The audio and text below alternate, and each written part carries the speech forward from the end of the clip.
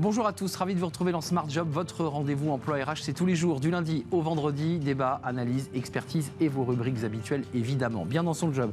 Aujourd'hui, le digital utile pour les entrepreneurs, utile pour les TPE, et on en parle justement à travers une formation 100% gratuite menée par l'entreprise Créactif. Et nous aurons son fondateur sur notre plateau, Mathieu Douchy. Le livre de Smart Job, le management vu à travers quelqu'un de passionné de sport et de rugby. Le management est un sport collectif, édition Gérézo, et on aura son auteur Grégory Malherbe, PDG de Noratel, auteur de ce livre. Il nous parlera de très loin, vous découvrirez le pays d'où il nous parle dans quelques instants. Et puis le cercle RH, le cercle des experts, pour balayer l'actualité aujourd'hui, les mesures sociales retoquées par le Conseil constitutionnel avec ce débat des retraites et ce bras de fer. On parlera du chômage qui pourrait repartir à la hausse selon une étude Indeed, et puis la hausse du SMIC à 2% annoncée par Elisabeth Borne, avec un débat en toile de fond sur le pouvoir d'achat des Français, en ligne de mire évidemment les entreprises qui seront sous pression. Et puis fenêtre sur l'emploi, les bénéfices économiques des recrutements internes. Bah oui, c'est utile de recruter en interne. On en parlera avec Iman Benaoun, directrice générale d'Human Skills et fondatrice d'Aravati. Voilà le programme. Tout de suite, c'est bien dans son job.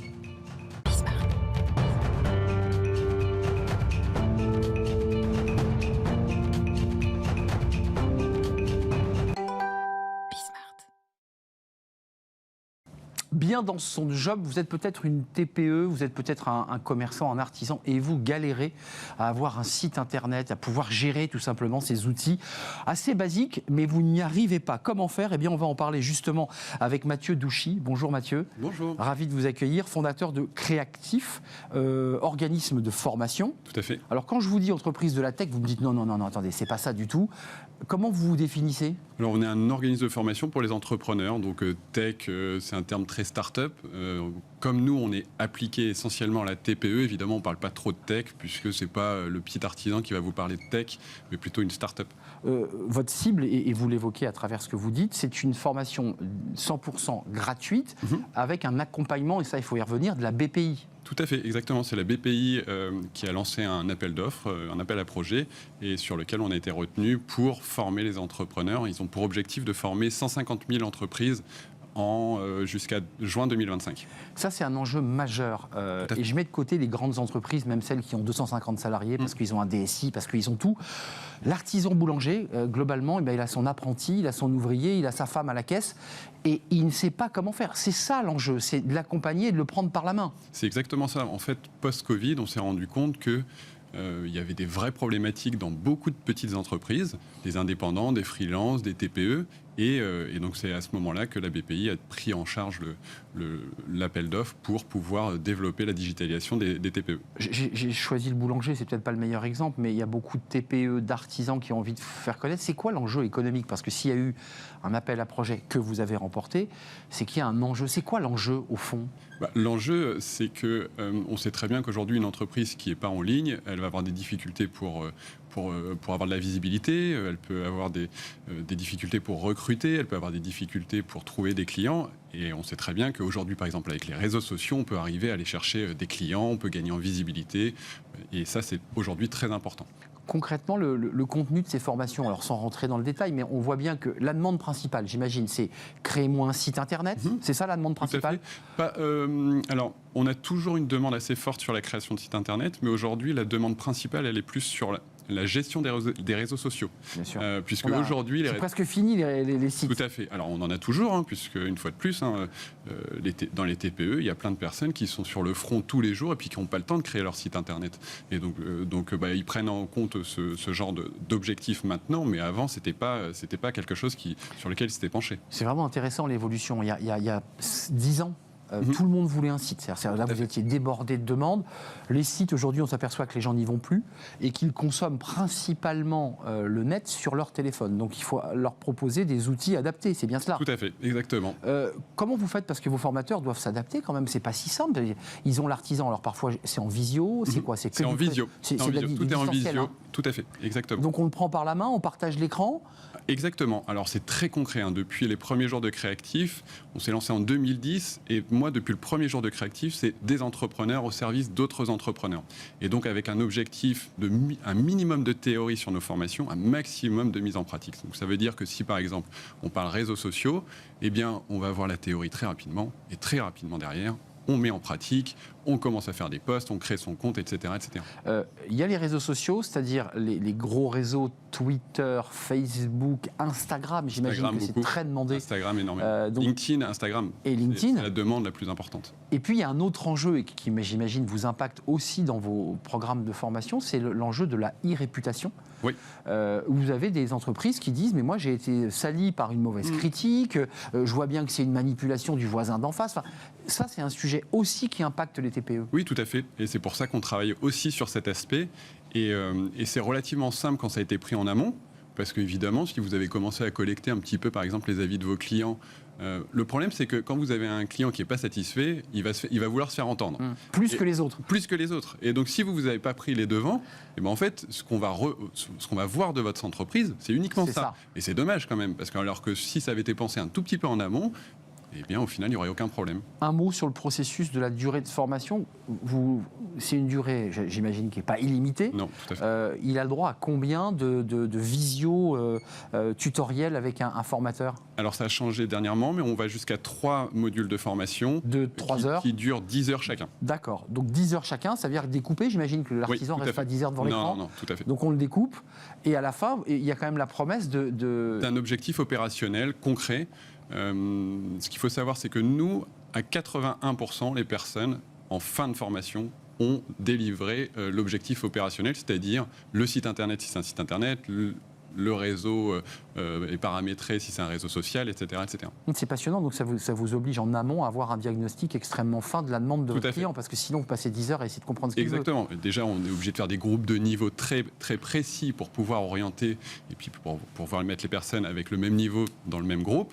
Et puis après, on avance vite, parce que atteindre l'objectif, c'est pas simple. On entend bien que le formateur a combien une dizaine de personnes maximum. Donc, un à Calais, un à Châtellerault, c'est aussi l'occasion de se parler, non? Tout à fait. C'est de l'échange d'expérience, non? Ça crée des synergies toujours très intéressantes entre entrepreneurs, c'est toujours intéressant. Un dernier mot, l'utilité, on la comprend, c'est une utilité aussi de visibilité. Ça se poursuit, ça se prolonge, parce que j'imagine que tout le monde a envie d'avoir cette formation digitale. Alors, à la base, ce dispositif devait s'arrêter en décembre 2025. Il a déjà été prolongé jusqu'à juin 2026. Puis on verra. Enfin, ça, je ne suis pas dans les petits papiers, donc c'est pas à nous de décider, mais c'est tout à fait possible que ça aille plus loin. Après, il y a dans tous les cas toujours la possibilité de se former, notamment avec le CPF, même si Même si le CPF est un peu plus contraignant. Voilà, c'est ça. En effet. Merci Mathieu Douchy d'être venu nous rendre visite avec ses formations très adaptées, très concrètes. Du concret, c'est ce que veut l'artisan. Il veut qu'au bout, il ait son réseau social et il sache comment se déplacer sur Insta. Exactement. Il n'a pas le temps à perdre, l'entrepreneur. En général, il a très peu de temps à consacrer. Et puis, il passe souvent ses week-ends à faire la compta, puisqu'on n'a pas évoqué ce sujet, mais il y a aussi quand même des questions sur la compta. Tout à fait. Essayer de me mettre un logiciel qui fonctionne et qui ne me fasse pas perdre de temps.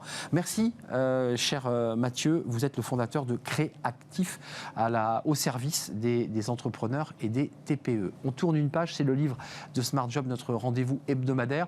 On parle de management, si vous allez le voir, on va l'analyser à l'aune du sport. Qu'est-ce que dit le sport et comment les valeurs du sport peuvent se transposer à l'entreprise? On en parle juste après le jingle avec l'auteur d'un livre passionnant. On parle management, on parle sport aujourd'hui dans le livre de Smart Job à travers un livre dont le titre est évocateur. Le management est un sport collectif, mieux managé, une performance collective durable. Et l'auteur s'appelle Grégory Malherbe et l'éditeur c'est Gérézo. Grégory, vous êtes avec nous à distance. Alors non pas parce que vous avez manqué votre train ou que le RER est en panne, parce que vous nous parlez d'Oslo en Norvège, parce que c'est de là-bas que vous nous parlez et c'est de là-bas que vous avez écrit votre livre. D'abord, un petit mot sur vous. Vous êtes le PDG d'un groupe international. Vous êtes très heureux dans ce pays. Vous démarrez par nous raconter votre anecdote de skieur de fond qui essaie de faire l'espèce de grand marathon de 90 km. Vous avez appris sur tuto. Vous dites qu'il n'y a rien de plus important que d'apprendre en vrai. La notion d'expérience vécue, c'est ça que vous voulez nous dire au départ de votre livre? Oui, bonjour tout d'abord. Effectivement, je suis à Oslo aujourd'hui. C'est une belle journée de printemps. Il fait chaud, 0 degré. Il y a de la neige autour de moi, donc c'est un peu le rêve norvégien. Alors, j'ai voulu commencer mon livre par une anecdote qui engage sur deux choses. C'est que rien ne vaut l'expérience réelle. Vous pouvez avoir développé une connaissance, le savoir, il n'existe que quand il est confronté à l'expérience. Donc ça, j'ai trouvé ça important. Et puis, c'est important, quand on parle de management, d'être humble. Donc, j'ai commencé par une anecdote qui me met, j'allais dire, au ras des pâquerettes. On ne sait rien. On peut partager des expériences, mais quand on parle de management, on parle d'êtres humains, on apprend tous les jours. Donc voilà, c'est un peu pour donner le ton du livre, si vous voulez. L'expérience et l'humilité, je pense que c'est des bonnes bases pour commencer un livre sur le management, en tout cas vu de ma fenêtre. Vu de la fenêtre d'un PDG qui, depuis 30 ans, pratique du sport, vous évoquez le rugby, et vos piliers, les piliers du livre, et j'aimerais qu'on rentre sur l'un de ces piliers, c'est la diversité, c'est la soutenabilité, le collectif et le courage. Page 73 de votre livre, vous dites... Bon, le courage, c'est une valeur qui est portée dans le sport, et notamment dans le sport collectif. Il faut être courageux. Dans le rugby, il faut s'engager. Vous dites, en fait, c'est une belle idée, mais quand on la transpose à l'entreprise, le courage, c'est souvent courage fuyant quand même. Alors, effectivement, enfin, je ne veux pas rester incantatoire sur ce sujet-là parce que c'est un peu facile et finalement un peu galvaudé, mais il est fondamental pour établir un climat de confiance avec vos gars, avec vos équipes, qu'en tant que leader, mais aussi en tant que, j'allais dire, partie prenante d'une équipe vous-même, vous puissiez inspirer cette confiance. Sans confiance, on ne peut pas construire de performance collective durable. Or, pour créer la confiance, il faut absolument que vos gars vous reconnaissent comme étant un des leurs. Et pour ça, ça nécessite, surtout dans ce monde un peu tumultueux où en tant que manager, on est soumis à des injonctions paradoxales, et bien parfois il faut tenir des positions qui sont courageuses et plus chercher à défendre les intérêts des gens qui travaillent pour vous et avec vous qu'à défendre les intérêts de ceux qui vous payent. Et ça, c'est difficile. Et je le reconnais, c'est extrêmement difficile parce que ça fait des choix qui peuvent aller à l'encontre de votre propre carrière. Cependant, oui, que ce soit difficile n'est pas une excuse pour s'exonérer du courage. C'est une dimension fondamentale et c'est pour ça que j'allais dire que le rugby incarne aussi ces valeurs-là. Il n'y a pas de performance au rugby sans courage. Évidemment, et on pense à Mathieu Lartaud d'ailleurs. Oui. Vous développez un concept intéressant parce qu'on voit bien le lien entre le sport et le management, entre les valeurs portées par le sport et vous évoquez beaucoup le rugby. Parlez-moi de ce concept d'équipe haute performance, le HP, parce que tout ça est conceptualisé, hein, Grégory. Oui, alors pas par moi. Là aussi, je dois avouer que des gens éminemment plus intelligents que moi ont établi les bases conceptuelles de ces équipes haute performance. Et au-delà du concept, elles ont été mises en application dans plein de domaines. Ça peut être le domaine des forces spéciales, par exemple, hein, que ce soit en France ou dans tous les pays du monde. Ça peut être dans le domaine sportif, par exemple les All Blacks.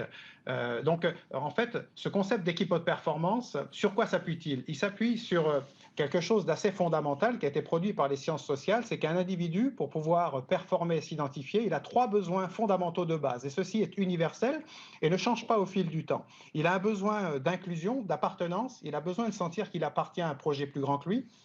Deuxièmement, il a un besoin de contrôle ou un besoin de sentiment d'utilité. Il a besoin de sentir sa capacité à impacter.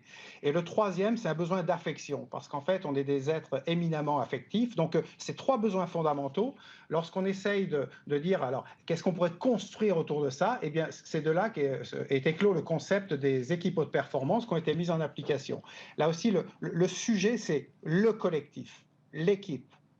Avant l'individu, ou en tout cas pour transcender l'individu. Effectivement, on voit bien évidemment les enjeux dans le sport, et en particulier, vous évoquiez les forces spéciales, l'idée que c'est une mission collective, chacun a son rôle individuel, mais chacun est dans une équipe pour aller au bout d'une mission. Un mot, c'est un clin d'œil, mais votre livre est vraiment très intéressant, très documenté, et apporte quand même une vision sur vos valeurs, finalement, à travers vous, à travers ce livre, c'est de vous dont vous parlez. Vous parlez d'humilité. Est-ce que vous pensez, vous, être un PDG exemplaire par rapport aux valeurs que vous développez dans ce livre? Alors, je pense que j'ai une idée claire de à quoi ressemble la perfection. Et ça, c'est un peu ma tragédie, puisque je me rends compte que j'en suis bien trop loin. Donc, et je le dis sans flagornerie absolument. Donc, par contre, je pense que j'ai tellement travaillé dans des environnements divers, dans différents pays, que petit à petit, j'ai réussi à construire une idée de à quoi ressemble l'excellence dans le domaine managérial. Maintenant, la réalité, c'est que je suis un être humain comme les autres, et même si tous les jours, je cherche à faire un peu mieux, je suis bien loin de ce modèle auquel j'aspire. Cependant, là, je reviens toujours, c'est pas parce que c'est difficile qu'on s'exonère du fait d'essayer. Donc, tous les jours, j'essaye personnellement de mettre en œuvre ce que je revendique d'une certaine manière. Vous avez raison dans mon livre, mais mais je demande du feedback tous les jours à mes collaborateurs parce qu'en fait, si vous voulez, l'excellence, c'est pas juste une option. Je suis payé pour être excellent. Il y a des milliers de salariés et leurs familles dans le monde qui comptent sur le fait que je fasse mon travail correctement et que mon équipe de direction fasse son travail correctement. Donc, l'excellence, ce n'est pas une option, c'est un dû. Je dois ça à l'équipe. Et pour ça, je dois être capable d'écouter, alors souvent des choses pas très agréables, mais ce qu'il y a, c'est que je le prends comme un cadeau. C'est très intéressant ce que vous dites, Grégory, parce que vous portez en vous la notion d'infini de l'être humain et finalement on tend vers, mais on n'atteint jamais ce désir de perfection. Et on voit chez vous une très grande éthique. Et pour clore, vous avez choisi d'écrire ce livre au féminin. Ça, c'est original. Là aussi, vous nous dites quelque chose. Et au féminin, dans les postes les plus élevés, le message est clair. Oui, alors j'espère qu'il est clair et une fois de plus, je ne veux pas rester dans le domaine de l'incantation. Je pense qu'on se prive en fait d'une richesse incroyable en ne permettant pas à toutes les femmes qui le mériteraient d'accéder à des postes de responsabilité. Donc premièrement, c'est un gâchis énorme. Et deuxièmement, c'est une injustice qui est assez intolérable. Donc j'ai écrit au féminin, c'est vrai que c'est un choix éditorial assez fort pour, à mon modeste niveau, essayer de contribuer à ce que les femmes puissent avoir la place qu'elles méritent au sein des entreprises. Merci Grégory Malherbe, c'était un vrai plaisir de vous parler à distance. Vive la magie du numérique. Édition Gérézo, lisez ce livre. Le management est un sport collectif à découvrir avec, vous avez compris, ce similaire entre les valeurs portées par le sport, ses piliers, et les valeurs que l'on devrait porter en entreprise. Merci à vous Grégory, bon vent à Oslo. On fait une courte pause, vous connaissez notre rendez-vous, c'est le cercle des experts, c'est le cercle RH, avec aujourd'hui pas mal de sujets. Évidemment, cette bataille des retraites, avec des sujets qui vont revenir dans la loi, l'index senior notamment, et le CDI senior, sans parler de cette visite médicale supprimée par le Conseil Constitue. Peut-être une nouvelle hausse du chômage alors qu'il baissait depuis plusieurs mois maintenant. Et puis voilà, j'accueille mes invités juste après la pause.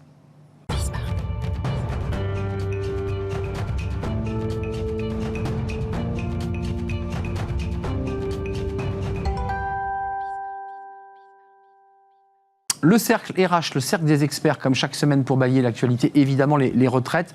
On reviendra sur ce qui a été supprimé par le Conseil Constitue avec l'index senior, le CDI senior et la visite médicale qui évidemment fait grincer des dents. Mais le gouvernement devrait annoncer la semaine prochaine de nouvelles mesures, de nouvelles propositions parce que la question du travail, des conditions de travail, de la pénibilité, le président Macron a décidé qu'il fallait s'atteler à tous ces sujets. On parlera du chômage selon une étude LinkedIn qui pourrait remonter et puis on parlera d'un autre sujet sur ce fameux CDI un peu particulier dont on vous expliquera la technique, c'est multi-remplacement, c'est-à-dire qu'on peut avoir plusieurs postes. On y reviendra avec mes invités. Olivia Copin, ravie de vous accueillir, fondatrice du cabinet Just Business, enseignante au CELSA, ravie. France Delamarre, ravie de vous accueillir, vous êtes une nouvelle experte, ravie de vous accueillir sur le plateau, responsable de SIA Institute, qui est le centre de formation, l'organisme de formation de SIA Partners. Exactement. Je ne dis pas de bêtises. C'est parti. Bon, c'est un bon début. Jean-Christophe Sibéras, bonjour. Vous êtes le CEO et le cofondateur de New Bridges et DRH dans le public, dans le privé, avec un regard évidemment sur ces questions de ressources humaines et de rapport au travail. Commençons par, c'est un peu loin, mais ça a des effets aujourd'hui dans le discours et l'allocution du président Macron. Est-ce que vous avez le sentiment, tous les trois, qu'il essaie en tout cas d'enjamber le débat et les tensions autour des retraites pour se projeter sur des sujets autour du travail? Et les syndicats lui répondent, vous avez remarqué, mais il fallait commencer par parler de ces sujets pour parler des retraites. Est-ce que c'est comme ça que vous voyez les choses? Oui, clairement, même dans le wording utilisé, on a l'impression que le quinquennat commence aujourd'hui avec cette idée des 100 jours. Comme Napoléon, ça fait. Voilà, d'appuyer sur le bouton reset. Et d'ailleurs, c'est souvent, lorsque le quinquennat commence, on parle des 100 premiers jours de la... Oui. Donc on a l'impression qu'il y a cette volonté de remettre un peu les choses à plat, remettre le compteur, reset, et se projeter sur cette feuille de route entre le travail, la justice et le progrès. Mais évidemment, cette séquence-là, ce timing-là n'est pas forcément en adéquation avec le reste du pays. Mais il y a quand même une sacrée, pas cacophonie, parce que chacun finalement est dans sa partition, mais ce sont deux orchestres qui ne jouent pas ensemble. Est-ce que c'est un peu ça l'image quand même? Les syndicats d'un côté, qui eux jouent une partition, nous il y a un préalable, c'est la suppression de cette réforme, et après on parlera des sujets de travail. et de pouvoir d'achat. Puis il y a le gouvernement, l'exécutif et le président qui dit nous on continue, on fonce, il y a plein de choses à faire, il faut réformer et on se met autour de la table. Compliqué quand même. En fait, d'abord le président il ne peut pas dire autre chose. Il ne peut pas dire on passe à autre chose. La loi a été votée, Conseil constitutionnel. Tourne la page. Et quand on dit on passe à autre chose, il faut dire sur quoi. Donc après on peut dire les gens ne sont pas prêts, ils ne vont pas se mettre autour de la table, mais je veux dire, je ne vois pas comment ils pouvaient dire d'autres choses. Enfin, moi, je n'étais pas très surpris. Les syndicats, d'ailleurs, Laurent Berger l'a dit, il faut un délai de décence. Mais en disant qu'il faut un délai de décence, ça veut dire qu'il y aura un début, qu'il y aura une fin à ce délai, et qu'ensuite, on va quand même se remettre au boulot. Et puis moi, j'ajouterai un truc qui est quand même très, très important, c'est qu'il y a quand même beaucoup d'endroits où on est au boulot en ce moment, où on discute avec les syndicats dans les boîtes. Il y a des accords. Moi, j'en signe un demain avec 2 organisations syndicales dans la commune où je suis. Je m'occupe de ces questions. CGT, CFDT, voilà. Donc c'est normal. Si vous voulez, c'est un peu comme les grèves. Au début, on fait grève. Puis à la fin, c'est pas facile de se remettre à bosser ensemble dans des boîtes. Là, on connaît. Il y a toujours un moment où il va falloir un peu reprendre langue. Il s'est dit des choses pas faciles. Il y a eu des mots qui ont été envoyés à la figure des autres. Il y a un sentiment de défaite. Jean-Christophe Sibéras, au-delà de ça, il y a l'idée quand même que certains ont perdu, puis d'autres ont gagné.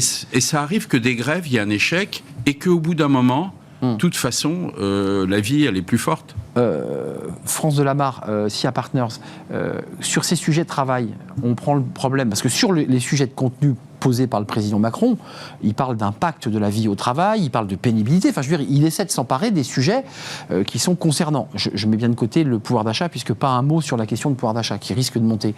Qu'est-ce que vous en pensez de cette méthodologie-là ? Il a raison d'enjamber les retraites pour se projeter, en quelque sorte, sur les vrais sujets ?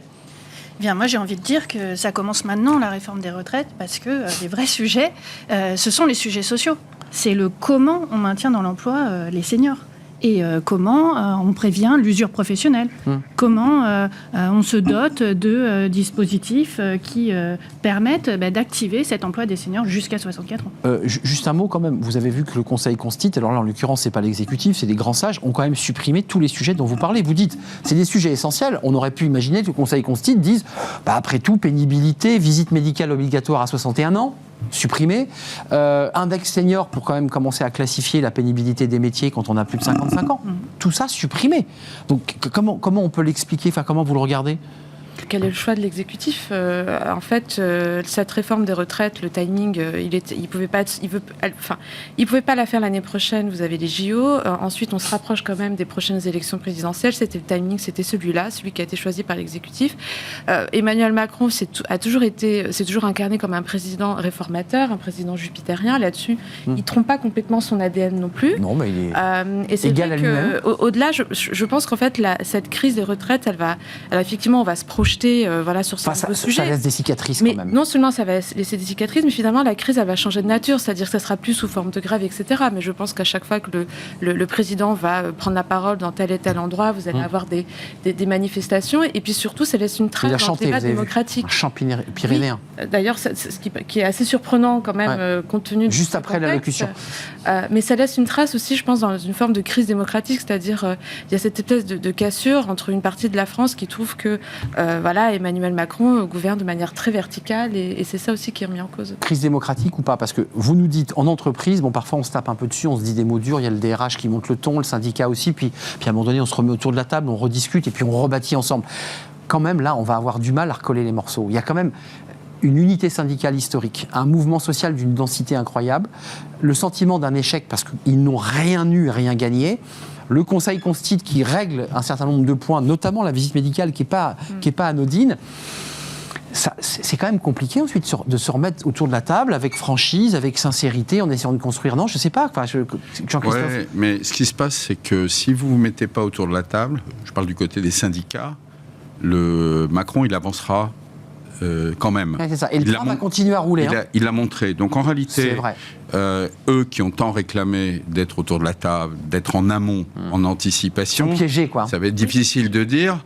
On me propose d'être autour de la table, mais Macron va dire attendez les gars, là, l'index senior, j'y tiens. Si on ne peut pas le retravailler ensemble, je vais le remettre devant la scène. Les partenaires sociaux eux-mêmes, ils ont fait un accord sur le partage de la valeur ajoutée. La valeur. Ils n'ont pas tous signé d'ailleurs, il faut le préciser. Oui, mais enfin, c'est un accord très majoritaire. Et donc, il va bien falloir qu'il soit, et le gouvernement va annoncer avant l'été le texte se suit. Et puis je ne sais pas si vous avez remarqué, il a dit pour d'autres sujets, des sujets peut-être plus lourds sur le travail. Il a quand même parlé du partage des revenus. Il a dit sur la qualité il ne cite pas le mot pouvoir d'achat, mais il parle de revenus. La qualité de vie au travail. Moi, je vous donne plutôt jusqu'à la fin de l'année pour vous mettre au boulot. Sachant que par ailleurs, ils ont aussi le sujet de l'assurance chômage, parce qu'avant la fin de l'année, il faut qu'ils se remettent aussi. Donc, de toute façon, s'ils ne le font pas, si vous voulez, il y a un moment donné, le risque, quand même une direction... C'est comme dans les entreprises, d'une certaine manière. L'employeur vous dit à certaines fois, soit on se met autour de la table et on arrive à un accord, soit, de toute façon, moi, il faut que je dirige la boîte, donc je décide. Donc, du coup, ça pousse à la négociation à chaque fois. Donc, vous soutenez plutôt, Jean-Christophe, sans vous ranger dans une petite boîte, mais vous soutenez plutôt la stratégie d'Emmanuel Macron, si je vous entends bien. Vous dites, après tout, il va continuer à accélérer et les syndicats vont rester sur le quai. Non, je pense que les syndicats vont revenir autour de la table. D'ailleurs, le fait d'avoir parlé d'un délai de décence, ça vous dire que ça veut dire qu'il y a un délai. On ne sait pas très bien lequel. On ne va pas manifester pendant 6 mois. Ce délai va s'arrêter et qu'il va se passer quelque chose. D'ailleurs, très honnêtement, il y a déjà de temps en temps des contacts qui commencent à se reprendre en ce moment sur tel sujet. Mais les contacts n'ont pas réellement été rompus, au moins avec les conseillers d'Elisabeth Borne et de certains conseillers à l'Élysée. Tout le monde le sait, ce qui est assez normal. Basculons sur le chômage, parce que par ailleurs, dans le débat travail, vous avez vu ce qui monte, il y a la semaine des 4 jours, voilà, il y a cette idée quand même que qualité de vie au travail, vie pro, vie perso. Puis au même moment, on est en train de nous dire dans certains articles de presse que les Français ne travaillent pas assez. Vous voyez, on est un peu quand même sur une ligne de crête là en ce moment, non ? Vous n'avez pas ce sentiment-là sur ce rapport au travail ? Comment vous le vivez, vous, à travers SIA Partner ? Est-ce qu'on n'est pas un peu déboussolé là ? On nous dit qu'il faut moins travailler, en même temps on nous dit qu'on ne travaille pas assez. C'est compliqué quand même. Tout à fait. Et c'est là l'ambivalence. Et puis quand on regarde les chiffres du chômage, effectivement, on sent que ça décroît, on sent que on se rapproche, on espère se rapprocher du plein emploi, mais quand même avec des difficultés conjoncturelles qui laissent à penser qu'on n'y est pas encore tout à fait. 7,2, c'est stable ?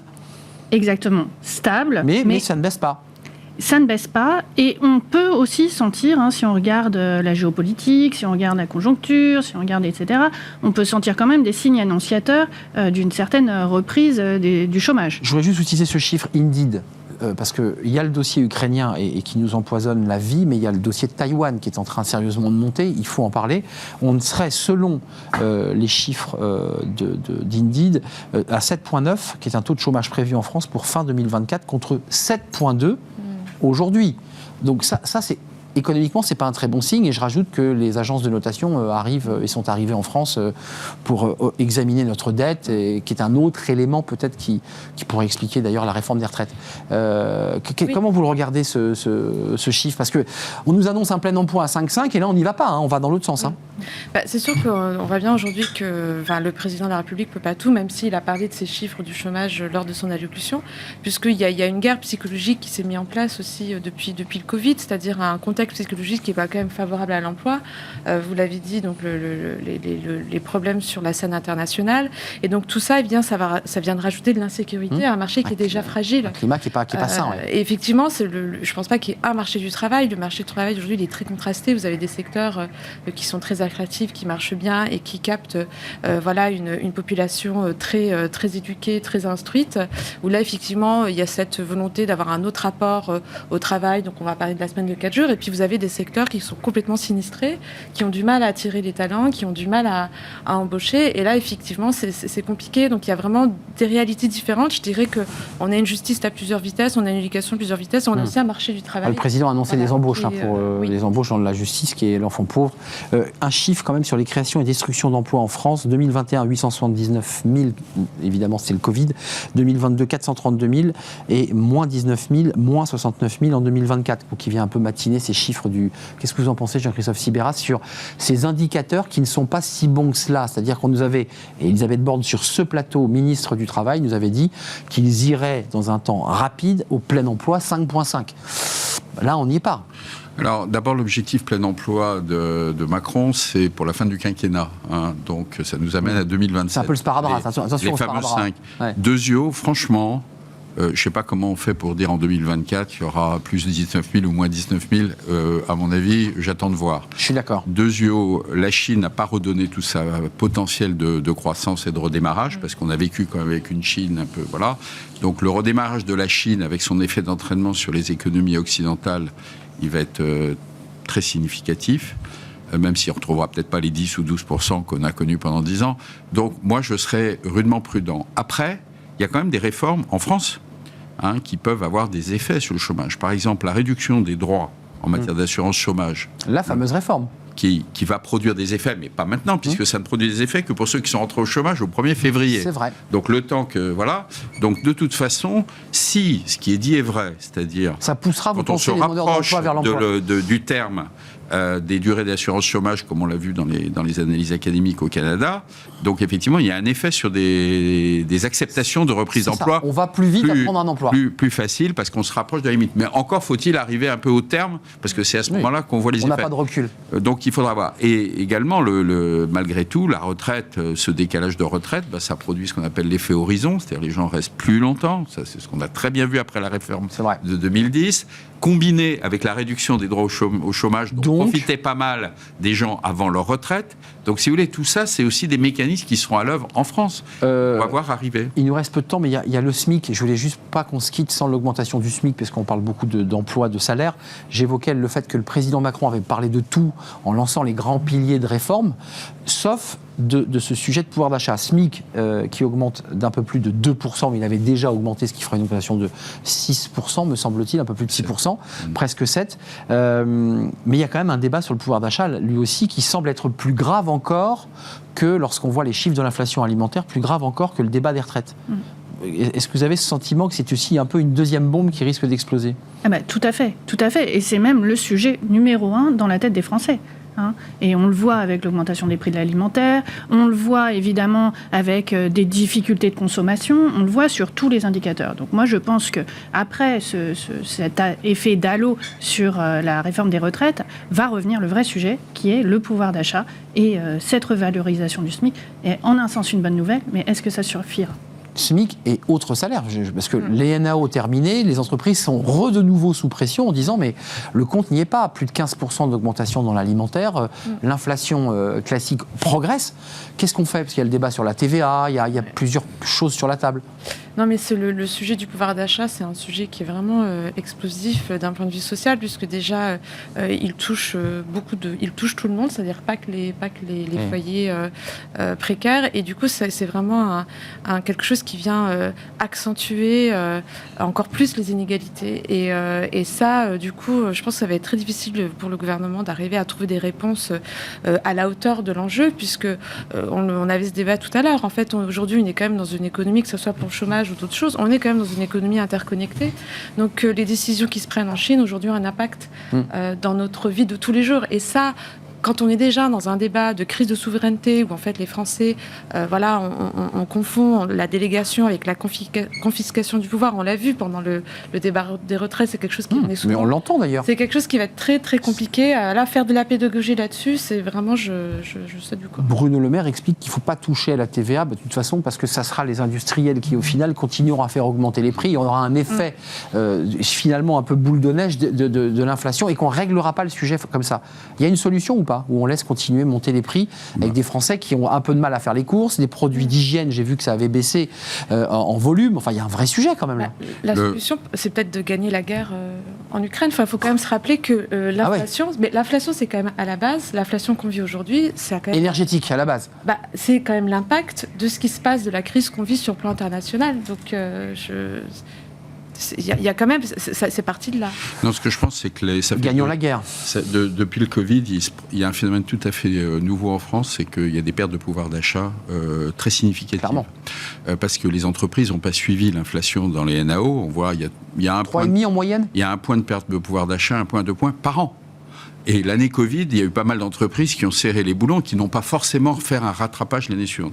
Donc là, en fait, on a un effet cumulatif 2020, 2021, 2022 et 2023, parce qu'aujourd'hui, et je pense qu'il y a de la marge, en fait, pour les entreprises pour lâcher du lest. Là, pour le coup, le sujet, il n'est pas... Le SMIC donne un indicateur, mais après le reste, c'est une discussion dans les boîtes. Bien sûr. Je pense qu'il y a des marges. Pourquoi ? Parce que quand vous maîtrisez les salaires, c'est un enjeu de compétitivité. Mais il se trouve que, fort heureusement, la France, en inflation, on est plutôt moins... voilà.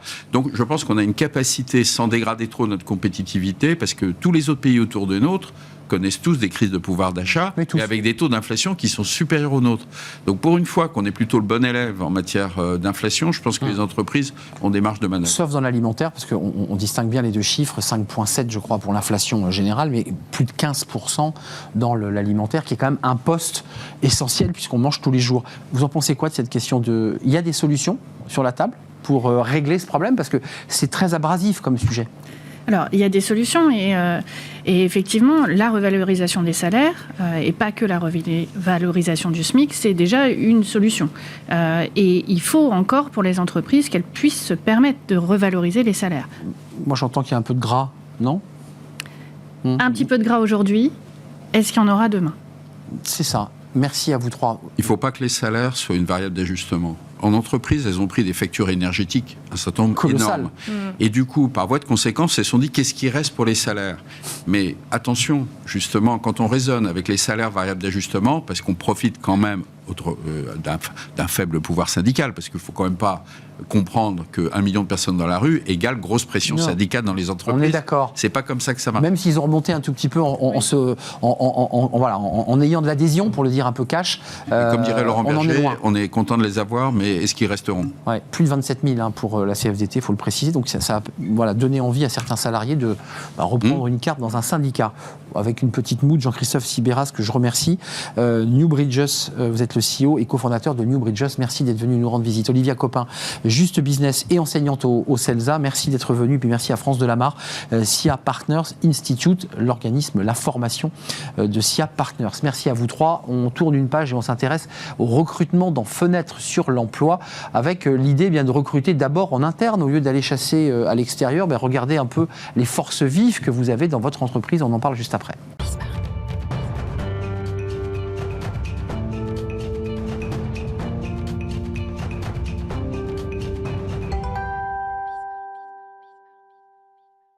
Et on termine avec Fenêtre sur l'emploi, les bénéfices d'un recrutement interne. Oui, parce qu'on va parfois, on dit souvent que l'herbe est plus verte ailleurs, mais parfois dans votre entreprise, il y a le bon profil, mais vous ne le connaissez pas. Je parle évidemment de grandes entreprises. On en parle avec Iman Benahoun. Bonjour Iman. Bonjour. Ravi de vous retrouver. Vous venez régulièrement sur notre plateau, directrice générale du groupe Human Skills, et vous êtes la fondatrice d'Aravati. Alors, c'est assez compliqué parce que c'est schizophrène, vous êtes chasseuse de tête. Oui. Mais vous allez nous parler aujourd'hui de quelque chose qui est très intéressant, c'est que vous dites à vos clients, mais regardez donc les potentiels que vous avez dans votre entreprise. C'est bien ça. C'est exactement ça. Pourquoi ils ne regardent pas ? Parce qu'ils ont conscience et ils ont le sentiment que les collaborateurs en interne n'ont pas forcément toutes les compétences qui les intéressent quand ils créent un poste. Quand vous créez un poste très stratégique au niveau digital, vous pensez que vous n'avez pas forcément l'expertise en interne et donc vous vous tournez vers l'externe, vous nous appelez, nous chasseurs, et on va screener le marché, regarder un peu quels sont les talents qui pourraient être intéressés. Bon, là, 80% des entreprises ont dit que c'était super dur de recruter parce qu'il y a une pénurie de profils et encore plus dans les métiers liés au numérique ou à la transformation. Donc, c'est compliqué. Moi, je leur dis, mais regardez en interne, des gens qui connaissent l'entreprise, qui sont attachés à l'entreprise, ont des compétences, et puis on va les aider à monter en compétences et les aider à occuper ces nouveaux postes. Étude Gartner 2022, 20 à 50% de coûts en moins pour un recrutement en interne par rapport à un recrutement en externe. Alors, je n'ai pas envie de dire que vous êtes en train de tuer le marché des chasseurs de tête qui sont en train de s'arracher les cheveux ou de sortir le fusil, mais l'idée, c'est que l'entreprise, sur le plan économique, elle fait des économies quand elle va chercher un talent qu'elle va faire progresser. Bien sûr. Non seulement elle va faire des économies, mais en plus, elle va envoyer un message extrêmement positif en interne sur la capacité de l'entreprise à investir sur ses collaborateurs, à développer leur employabilité, à accompagner le développement de leur carrière. Donc ça, c'est un premier bénéfice.